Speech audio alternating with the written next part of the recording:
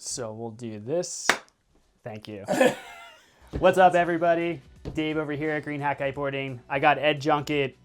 He did like the thing that I've been dreaming about for ever since I saw a Parawing. I've been saying, man, it would be so awesome to chip into a wave, deploy the Parawing, and then just keep going around and around. Ed did it in actually wind that would not be suggested. No. But had to try it. We were so curious. We happened to have the Pocket Rocket 3.0 and the Power Pack 3.0, and just gonna kind of talk about experience as far as like what that was like. First off, there were waves. Yeah. It was like chest high. Yeah, 2 to 3 foot, I'd say, definitely. Maybe some bigger sets. Yeah, there was a couple sets. 15 to 20? Yeah, I think it might have been even gusting over that at points, like 15 to 25. Offshore. Yeah, definitely. That was where there's like big gusts and lulls. I don't even, like, were you even expecting to try something like that day? No, Or did I? No, I do it with wing foiling in those conditions, and I have a blast. And my holdup with the Parawing is just, we don't have like outer sandbars or really outer reefs to like have like a lot of running room to pack away the Parawing. So that was kind of my holdup with the offshore winds with it. And I've gone out a few times before on a Parawing board. So I just had the idea of trying it since we had these 2 Parawings, especially with the new Power Pack, and it was definitely worth the shot, and it was really fun and something that, like, you know, I have in the back of my brain now of like conditions that I'm looking for of like what's better to do it in. And I think like side shore wind is going to be our like bread and butter for like, the summer in doing this with a prone board. It's definitely not going to be for the beginner, and maybe not even for like the intermediate unless you're really good on a prone foil board, like your intermediate advanced prone foiler. But it's definitely a really cool option that I'm excited to explore this summer a lot, rather than just traditionally like Parawing on like a wing size board. So, in your experience, that one day, not the best winds to do it, and there being kind of like full-on waves, which one did you feel worked better? I personally like the Power Pack better. Just the packability just seemed better to me. The one downside I'd say compared to the Pocket Rocket would be like the gruntiness of like when you do get hit by a gust, and being that it was offshore wind, so you're trying to pull yourself back into the waves, and the closer you get to the beach, the lighter the wind gets. Yeah. That made it a little tricky. But with the Pocket Rocket, it ate up those gusts. So like that was like you got to kind of pick your poison there. Like, do you want to be more comfortable on the gusts and not get pulled downwind a little bit? Or do you want to be able to pack that Parawing away a little quicker when you get into the surf zone? And that's just something that's like specific to pretty much East Coast and anybody that has like really close to shore sandbars that you're going to have to deal with. You want to be able to put these Parawings away quick, hold it in your hand, surf down the wave a little bit, redeploy, and then do it again. Suggestion to someone that wants to try this: do you take out your normal prone board, or does it make more sense to have something that's maybe a little beefier, maybe not necessarily a wing board, but something in that mid-length range? Or do you feel that someone could do it with their like 4.5 30-liter? Yeah, I mean, you're basically, I don't think that that's going to make much of a difference, honestly. Like if you have a mid-length, it'll work. If you have a regular prone board, I think it'll work just as fine, because you're not relying on the board volume at all. Okay. Like obviously you want to be able to get into the wave, and you don't want to be on like a dock starting board and make it like super hard for yourself. But as long as you're like a proficient prone foiler and you can paddle into a wave, pop up, pump out, and link a few waves, I think you're ready to try this.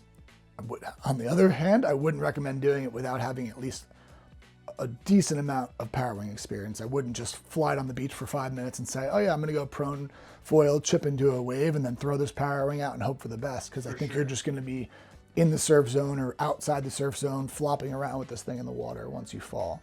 Because if you don't understand like where the Parawing likes to sit as you're flying it up on the board, you're going to have a hard time learning it. So at least do a lot of wing Parawing skating practice, like the skateboard, or a ton of practice on the beach, just deploying, flying it, jibing it, all that stuff. Like that land practice is going to come in huge if you're not coming from Parawing already.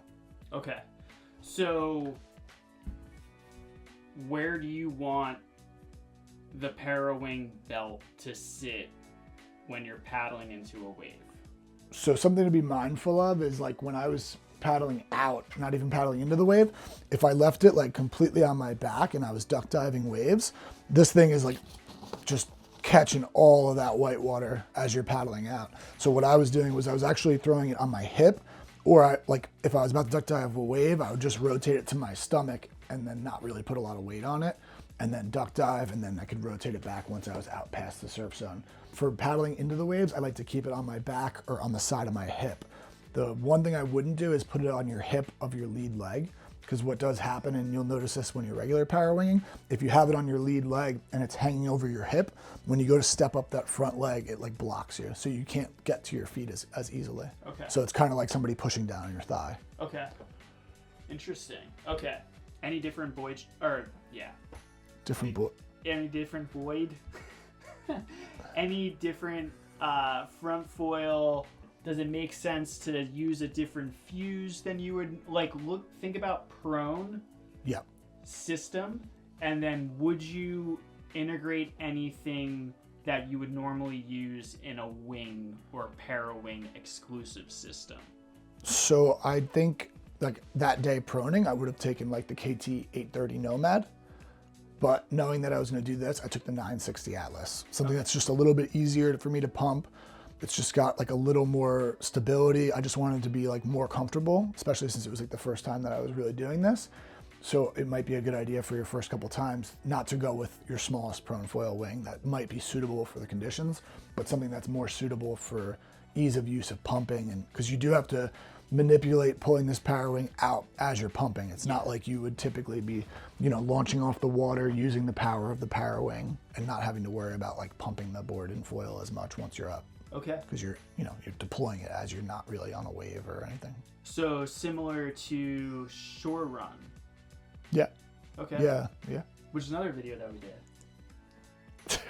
Any tips for anyone as far as like when to know when to deploy, panic pumping, things that maybe someone might run into their first time doing this, and like kind of how to avoid? I mean, you did this like second try. Yeah, first try when I pulled it out, I must have put the Parawing in a little wonky, and it was my first time using this power pack, and I think I just had like the bridles like wrapped around like that. Yeah. So I just kind of, and it's, you're looking at a limited window of when you deploy this thing to when you're gonna come off a foil, because you are just pumping out.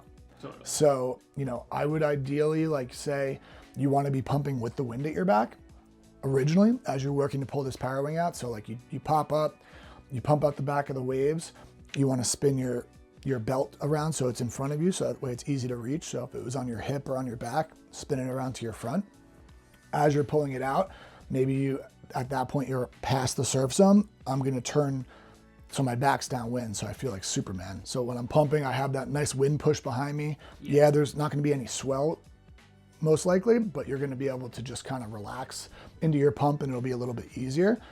And then as I'm getting that bar out and I pull the Parawing out, I'll do that walk the dog where I'll just hold this and I'll drop the Parawing out in front of me and make sure all the lines look good. And as I'm doing that, I'm starting to turn across wind with my back to it. So that way my toe side edge is facing downwind. And then I start to pull the Parawing up and power it up, and then find your good wind angle to get that powered up, and you can relax and stop pumping. Yeah, for sure. This is obviously, we're talking about ocean swell compared to bay wind swell, which is something that you've been really working with. Anyone coming from bay that has some experience with prone foiling but now wants to try this, anything to think about as far as like the swell itself, or do you feel that they would know already? Well, that's like even ocean downwinding or bay downwinding, you really have the advantage of utilizing the swells rather than pumping while you're doing this. So if you're still having trouble deploying the wing as you're riding swells, you might want to dial that in a little bit more before you try and do this while your heart rate's up and you're just pumping in basically flat water. So that's probably the biggest difference, is that when you do it in the bay or the ocean and you're downwinding, you have a lot more time, right? Yeah. Like you can do that. You can pack this Parawing up or redeploy this Parawing in like 30 seconds, 45 seconds. There's no problem because you have all that energy to use behind you. When you're pumping out the back of the surf zone, yeah, the wind's at your back, but you're definitely fatiguing faster. So you just want to be more efficient with your redeploy. If you like this video, like it. Please give a comment if you have any suggestions, or if you've tried it before and you had some failures and want some help. Yeah. I'm gonna comment a lot.